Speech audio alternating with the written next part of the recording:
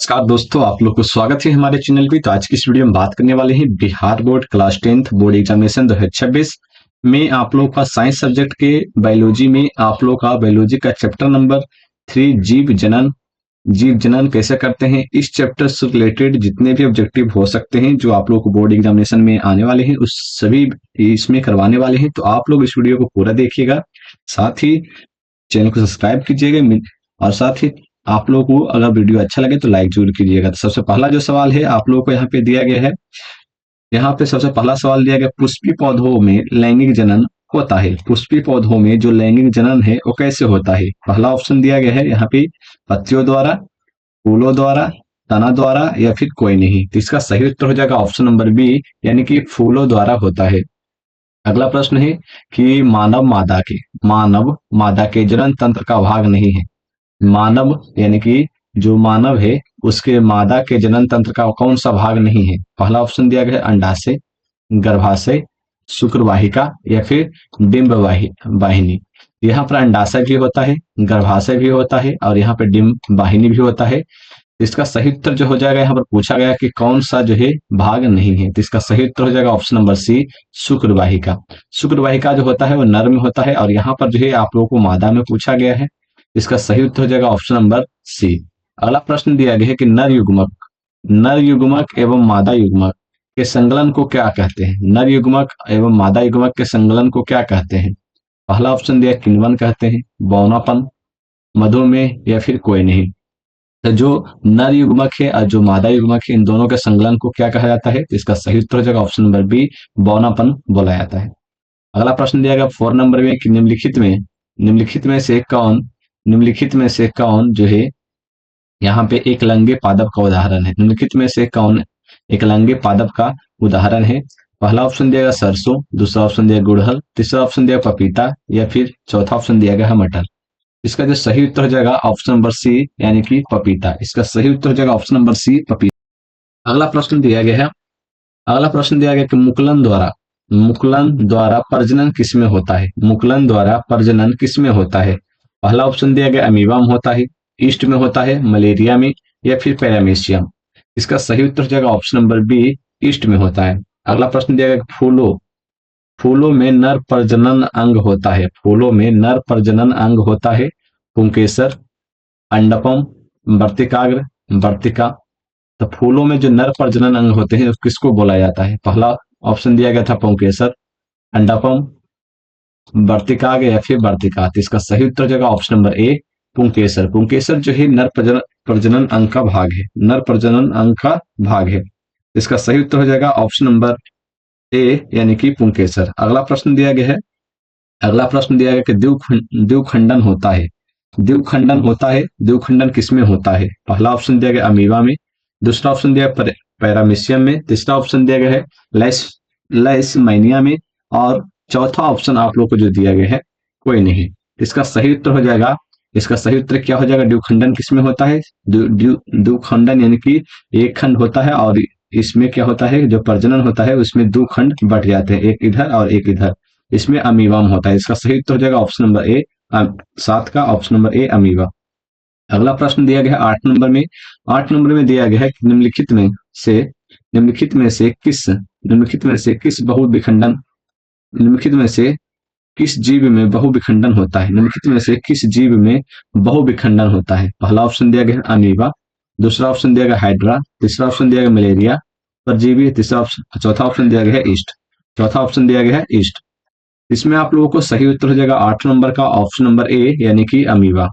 अगला प्रश्न दिया गया है कि ब्रायोफाइलम के कौन से भाग में कायका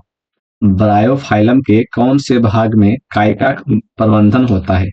ब्रायोफाइटम के कौन से भाग में कायका प्रबंधन होता है। पहला ऑप्शन दिया गया पत्तियां, दूसरा ऑप्शन दिया गया जड़, तीसरा ऑप्शन दिया गया तना, चौथा ऑप्शन दिया गया फूल। इसका सही उत्तर हो जाएगा ऑप्शन नंबर ए, यानी कि पत्तियां। इसका ऑप्शन नंबर ए, इसका सही उत्तर हो जाएगा पत्तियां। अगला प्रश्न दिया गया है मानव मादा में निषेचन होता है।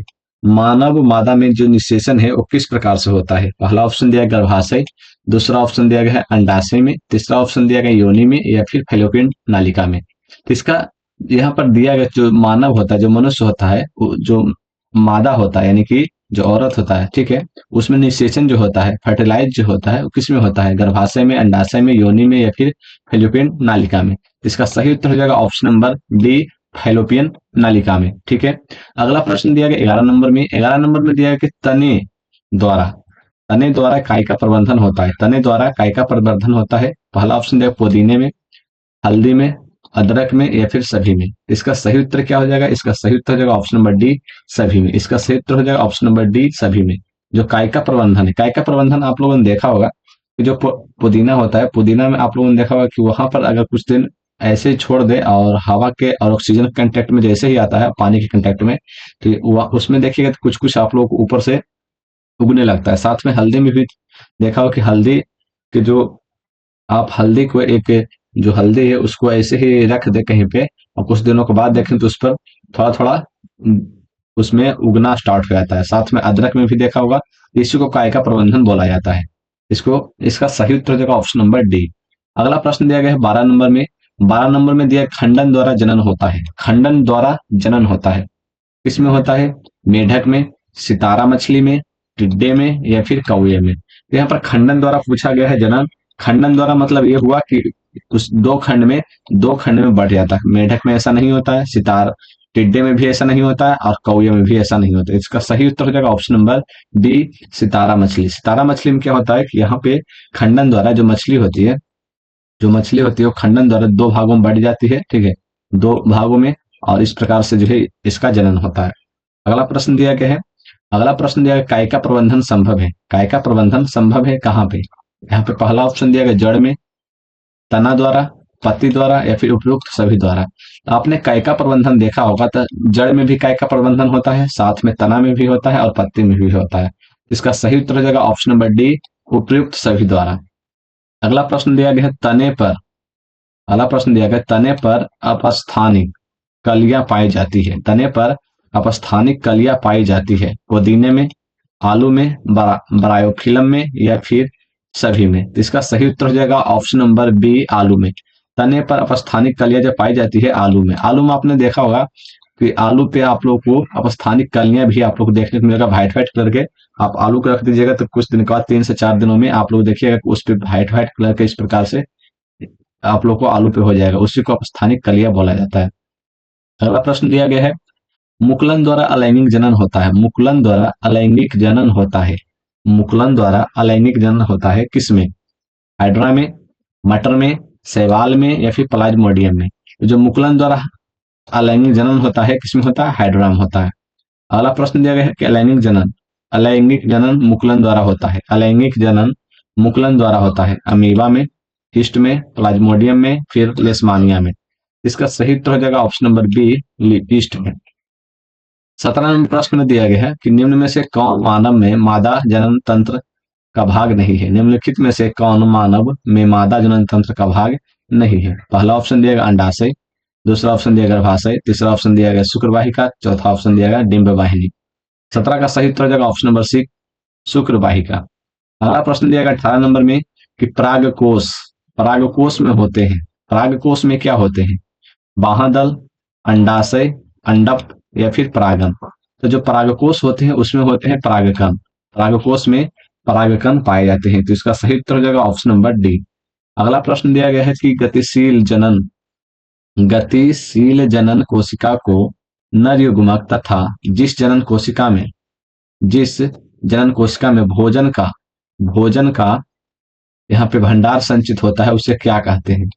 यहाँ पर आप लोग पहले तो ये बताया कि जो जनन कोशिका है, जनन कोशिका नर युग्मक, उसमें तथा जिसमें जनन कोशिका में भंडार यानी कि भोजन का संचित होता है उसको क्या कहा जाता है, उसे क्या कहते हैं? तो पहला ऑप्शन दिया जननांग, उभयलिंगी या फिर परागकण या फिर मादा युग्मक। तो मादा युग्मक में भोजन की व्यवस्था होती है, तो इसका सही उत्तर हो जाएगा ऑप्शन नंबर डी। अगला प्रश्न दिया गया है 20 नंबर में कि एड्स रोग का प्रमुख कारण है। एड्स रोग का प्रमुख कारण है, पहला ऑप्शन दिया असुरक्षित यौन संपर्क, खून की कमी, विटामिन की कमी, पोषण की कमी। 20 नंबर का सही उत्तर हो जाएगा ऑप्शन नंबर ए, असुरक्षित यौन संपर्क। यानी कि असुरक्षित बिना सुरक्षा के यौन संपर्क करते हैं तो एड्स होने की संभावना होती है।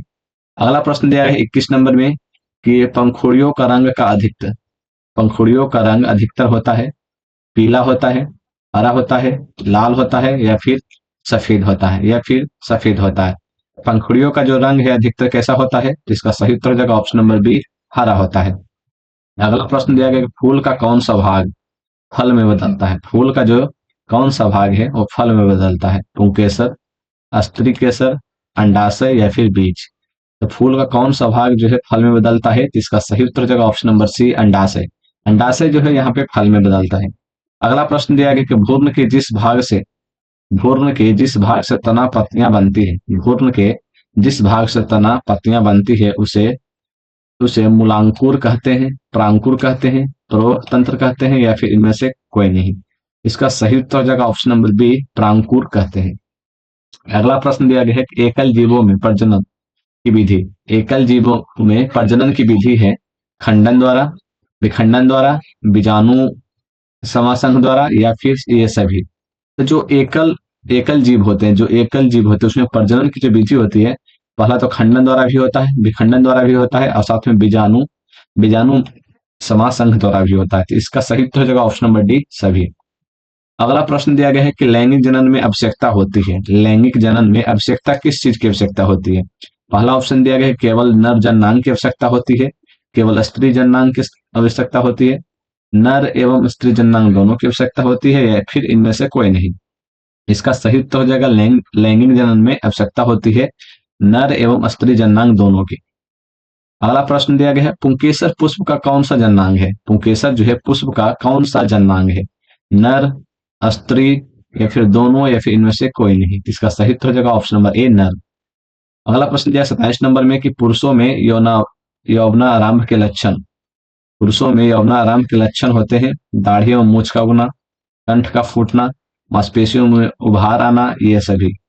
तो ये जो आप लोग बोला गया है कि जो किशोरावस्था या फिर यौवनावस्था जो होता है जो पुरुष में, उसमें आप लोग का दाढ़ी आना, कंठ का फूटना, मांसपेशियों में उभार आना, ये सभी आप लोग का मतलब होता है। ठीक है। अगला प्रश्न दिया गया है 28 नंबर में, स्त्रियों में यौवनारंभ के लक्षण क्या होते हैं। स्त्रियों में आपने देखा होगा कि किशोरावस्था स्टार्ट होता है तो यौवनारंभ के लक्षण क्या होते हैं। पहला ऑप्शन दिया गया स्तनों की वृद्धि में, नितंबों का उभरना, राजोधर्म का परिणाम, ये सभी। इसका सही हो जाएगा ऑप्शन नंबर डी, ये सभी। अगला प्रश्न दिया गया 29 नंबर में कि मनुष्यों में नर जननांग निम्नलिखित में से कौन है। मनुष्यों में नर जननांग निम्नलिखित में से कौन है, विरसन है, शुक्रवाहिका है, मूत्रमार्ग है, ये सभी है। इसका सही उत्तर हो जाएगा option number D, option number D इसका सही हो जाएगा। मनुष्यों में यहाँ पर पूछा गया, मनुष्यों में नर जननांग पूछा गया तो ये सभी हो जाएगा। विरसन भी होता है, विरसन में शुक्रवाहिका होता है और उसमें मूत्रमार्ग होता है। ठीक है, तो इसका सही उत्तर हो जाएगा ऑप्शन नंबर डी। अगला प्रश्न दिया गया है कि शुक्राणुओं का मोचन कहाँ होता है। शुक्राणुओं का मोचन कहाँ होता है, अधिविरसन में, शुक्रवाहिका में, विरसन में, शुक्राशय में। इसका सही उत्तर हो जाएगा ऑप्शन नंबर बी, शुक्रवाहिका में। अगला प्रश्न दिया स्त्रियों में अंडाशय की संख्या कितनी होती है। स्त्रियों में अंडाशय की संख्या कितनी होती है, 1, 2, 3 और 4।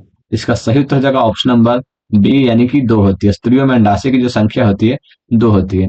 अगला प्रश्न दिया गया कि मनुष्य में निषेचन के फलस्वरूप बनता है। मनुष्य में निषेचन के फलस्वरूप क्या बनता है, भ्रूण बनता है, बीजाणु बनता है, युग्मनज बनता है या फिर इनमें से कोई नहीं। तो मनुष्य में निषेचन के बाद युग्मनज बनता है। ठीक है, इसका सही उत्तर हो जाएगा ऑप्शन नंबर सी, इसका सही उत्तर हो जाएगा।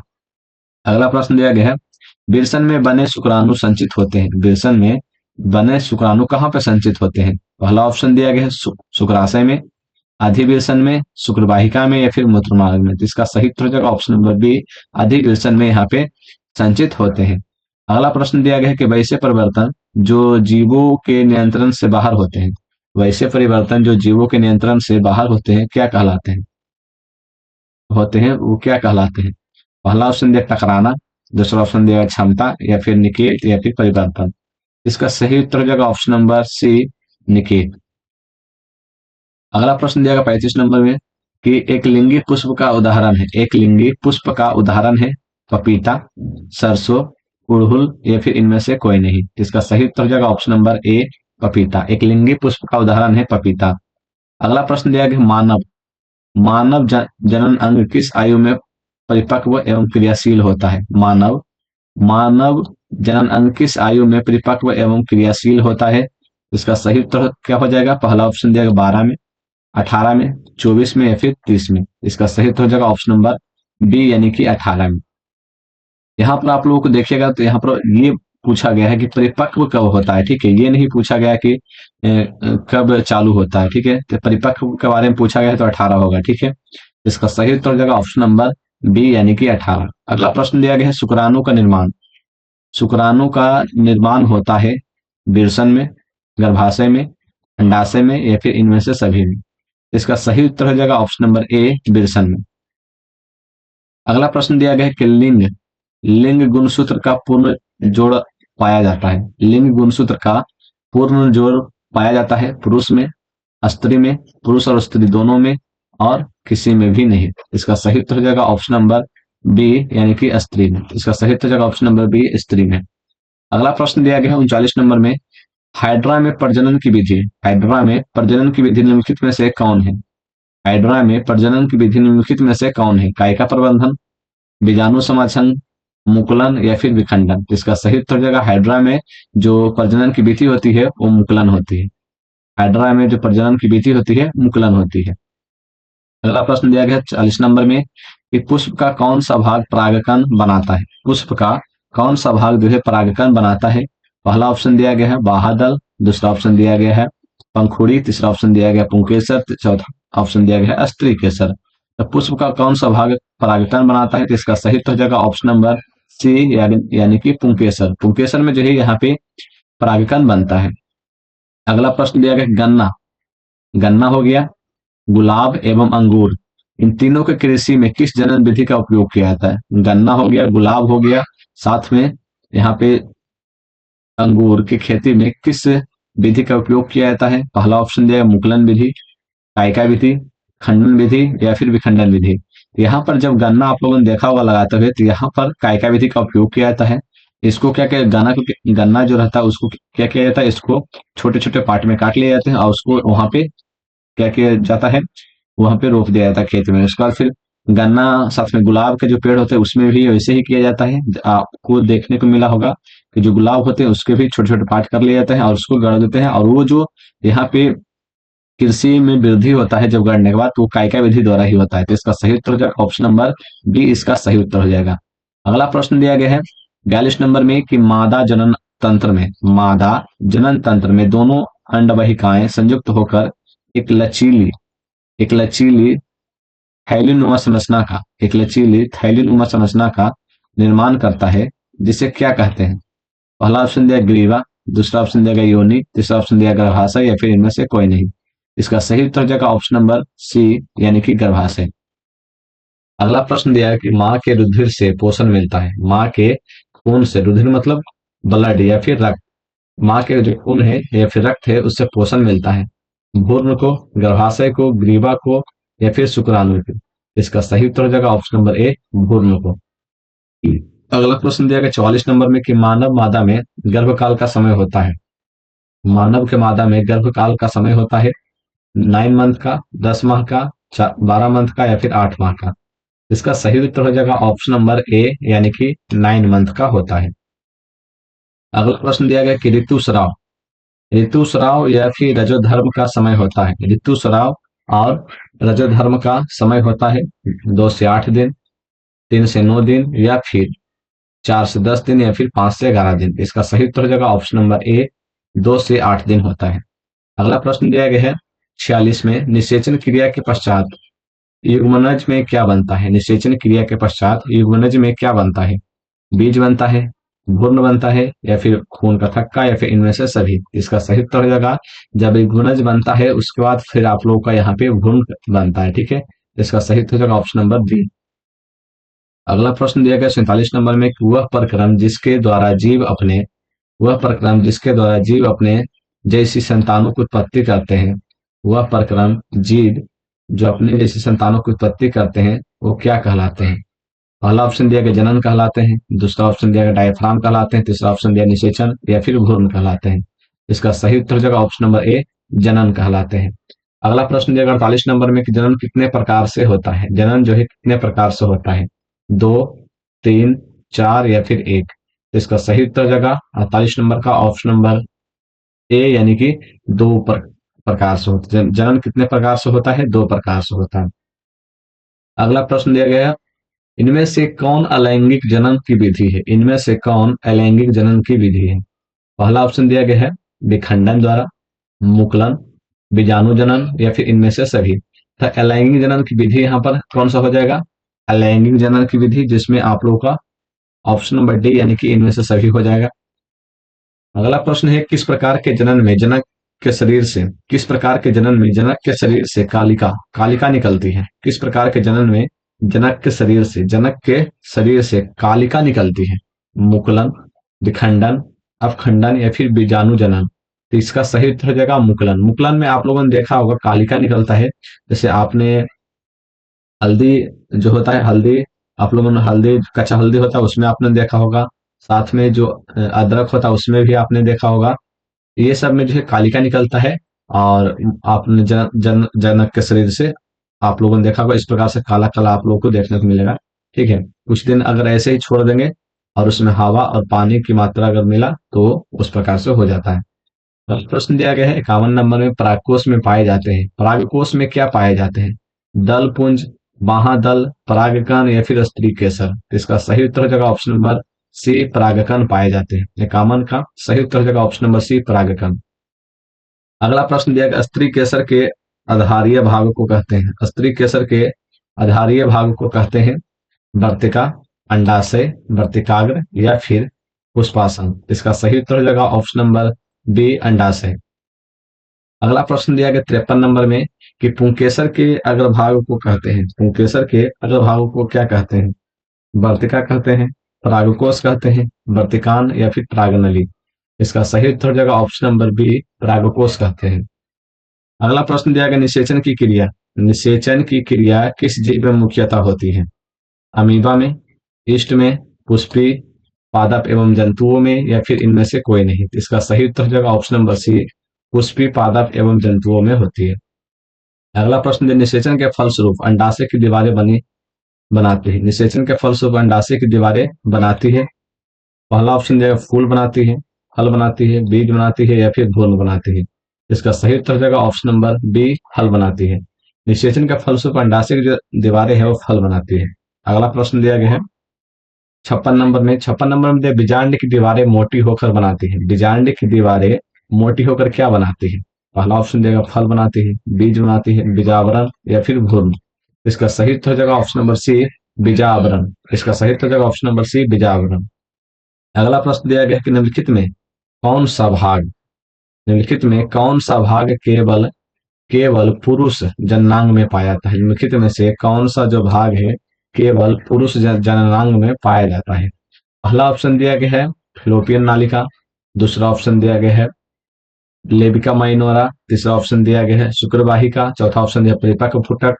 इसका सही उत्तर हो जाएगा ऑप्शन नंबर सी, शुक्रवाहिका। शुक्रवाहिका जो है सिर्फ यहाँ पे पुरुष जननांग में पाया जाता है। अगला प्रश्न है 58 नंबर में, नर युग्मक तथा मादा युग्मक के संयोजन से बनता है। नर युग्मक तथा मादा युग्मक के संयोजन से बनता है। क्या बनता है, जाइगोट बनता है, अंडाणु बनता है, शुक्राणु बनता है, फिर बीज बनता है। इसका सही उत्तर हो जाएगा कि नर युग्मक और मादा युग्मक के संयोग से युग्मनज बनता है, फिर युग्मनज से यहाँ पे जाइगोट बनता है। तो इसका सही उत्तर हो जाएगा ऑप्शन नंबर ए, जाइगोट।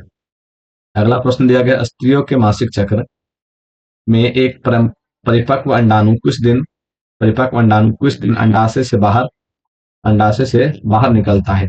इसका सही उत्तर क्या हो जाएगा, इसका सही उत्तर हो जाएगा पहला ऑप्शन दिया 28वें दिन, दूसरा ऑप्शन दिया 14वें दिन, तीसरा ऑप्शन दिया गया है 20वें दिन या फिर 30वें दिन। तो इसका सही उत्तर हो जाएगा ऑप्शन नंबर डी यानी कि 14वें दिन। ठीक है। अगला प्रश्न दिया गया है इस 60 में निम्नलिखित में कौन लैंगिक जनन संचालित रोग नहीं है। लैंगिक जनन संचालित रोग नहीं है। पहला ऑप्शन देखिएगा तो एड्स जो है लैंगिक जनन संचालित रोग है। दूसरा ऑप्शन है गोनोरिया, ये भी आप लोग को लैंगिक जनन संचालित रोग है। तीसरा ऑप्शन है सिफिलिस, ये भी है। लेकिन टाइफाइड जो है यहाँ पे लैंगिक जनन संचालित रोग नहीं है। इसका सही उत्तर हो जाएगा 60 नंबर का ऑप्शन नंबर डी। अगला प्रश्न की बात कर लेते हैं। तो यहाँ पर आप लोगों को 60 नंबर तक ही आप लोगों का प्रश्न था और इस चैप्टर से रिलेटेड इतना ही। बाकी आप लोगों को अगले चैप्टर में बताएंगे। अगला चैप्टर बायोलॉजी के चैप्टर नंबर 4 में। बाकी आप लोग इस चैप्टर से इतने ही सवाल आ सकते हैं, इससे ज्यादा आप लोग को नहीं देखने को मिलेगा। मिलते हैं नेक्स्ट वीडियो में। जय हिंद, जय भारत।